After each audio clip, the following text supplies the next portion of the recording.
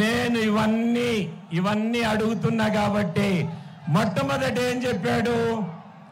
ఇవన్నీ అడిగేదానికి ఒకదానికి సమాధానం లేదు. ఇవన్నీ నేను ఈ ఎలక్షన్ మొదలైనప్పటి నుంచి అడుగుతున్నాను. దీనికి ఒకదానికి సమాధానం చెప్పలేదు. ఏం చెప్పాడు? నేను ఎవరో కాళ్ళు పట్టుకుంటే ముఖ్యమంత్రి అయ్యా అని.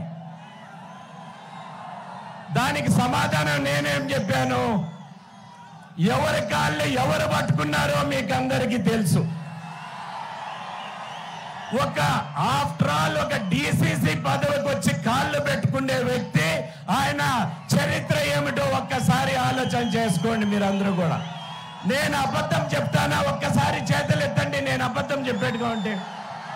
నేను సచిన అబద్ధం చెప్పను. నేను కాణిపాకానికో ఏడికి కావాలంటే అది ప్రమాణం చేస్తా అని చెప్పా. దానికి కూడా సమాధానం లేదు. మళ్ళీ ఏం చెప్పాడు? జగన్మోహన్ రెడ్డిని నేను అరెస్ట్ చేశానని చెప్పాడు. నాకేం సంబంధం జగన్మోహన్ రెడ్డి అరెస్ట్తో? ఆమె సొంత చెల్లెలే చెప్పింది, కోర్టు ద్వారా జగన్మోహన్ రెడ్డి అరెస్ట్ అయ్యాడు, సోనియా గాంధీకి ఏం సంబంధం లేదని. సోనియా గాంధీకి సంబంధం లేదంటే నాకేం సంబంధం? ఇదే కాదు, దాని తర్వాత ఏం చెప్పాడు? సాయిబాబా ట్రస్ట్ నుంచి సాయిబాబా ట్రస్ట్ సంబంధించిన బంగారం అంతా ఎత్తుకొని వెళ్ళిపోయానంట. దానికి కూడా నేను అయ్యప్ప స్వామి గుడికి వచ్చి ప్రమాణం చేస్తానని చెప్పాను. సాయిబాబా గుడి ట్రస్ట్ కి ఎవరు పెద్ద? Former chief justice of the country P N Bhagwati chief justice of country, ఆయన ఒక trustee. S V Giri vigilance officer, ఆయన ఒక ట్రస్టీ. ఇంకొక ట్రస్టీ చక్రపాణి, ఆయన ఒక ఐఏఎస్ ఆఫీసర్.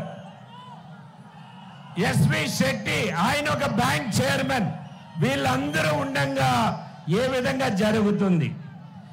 ఒక్కటి బాగా ఆలోచన చేసుకోవాలి. పాలల్లో, మామిడి పండ్లల్లో, శాండ్లో, అదే విధంగా గ్రానైట్లో, అన్నిట్లో వీళ్ళు లాభము వచ్చే విధంగా చేయటం జరుగుతోంది. మీకు Panchayati Raj election, municipal elections ఎక్కడన్నా జరిగినాయా? జరగలేదా? ఎందుకు జరగలేదు?